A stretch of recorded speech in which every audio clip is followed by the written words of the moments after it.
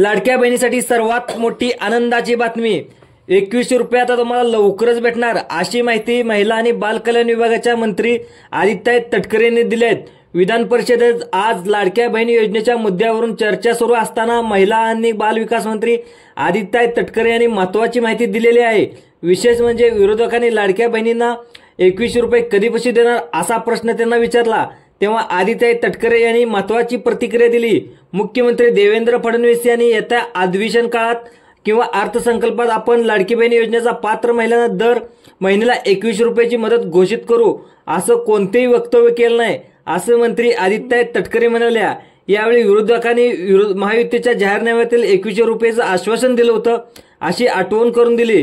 त्यावेळीही आदित्य तटकरे यांनी भाष्य केलं, जाहीरनामा हा 5 वर्षाचा असतो, या अर्थसंकल्पात आपण 2100 रुपये करणार असं वक्तव्य सुद्धा केलेलं होतं, ते असं कुठे केलेलं सुद्धा नाही।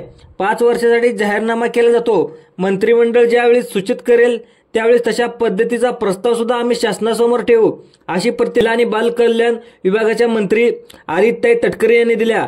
तर लाडक्या बहिणीवरील कारवाईची लाडक्या बहिणीवर कोणकोणती कारवाई होणार याच्याबद्दल सुद्धा तुम्हाला ह्या व्हिडिओमध्ये माहिती देणार आहे।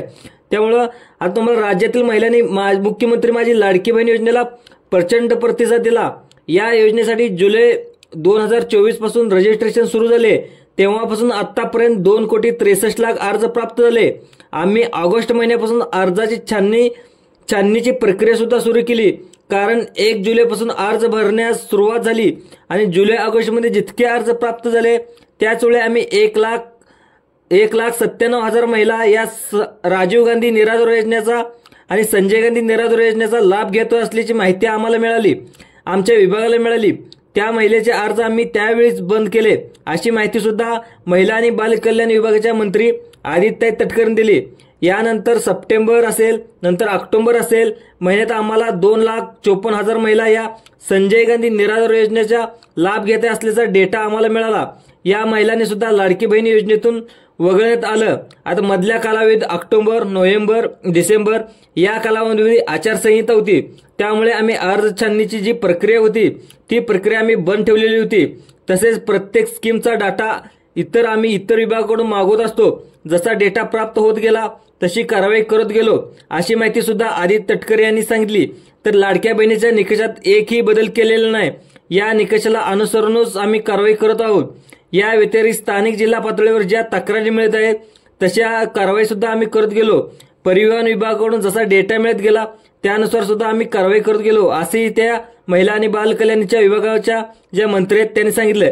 ही योजना 21 ते 65 वयोगटातील महिलांना आहे, त्यामुळे ज्या लाभार्थ्याच्या संख्येत बदल होत जाणार आहेत। आता 1,20,000 महिला या 65 वर्षाच्या पुढे गेल्या आहेत, त्यामुळे त्या अपात्र होणार आहेत। काही महिला या विवाह होऊन इतर राज्यात जात आहेत, स्थलांतरित होत आहेत। ही प्रक्रिया ऑनलाईन आहे आणि आपण जवळपास 2.5 कोटी महिलांना या योजनेचा लाभ पोहोचवतात अशा माहिती सुद्धा महिला आणि बाल कल्याणच्या मंत्री आदित्य तटकरे दिला। मित्रांनो, ही माहिती कशी वाटली? ही माहिती आवडल्यास जास्तीत जास्त लाईक करा, सबस्क्राईब करा आणि दुसऱ्या लोकांना सुद्धा शेअर करा। धन्यवाद।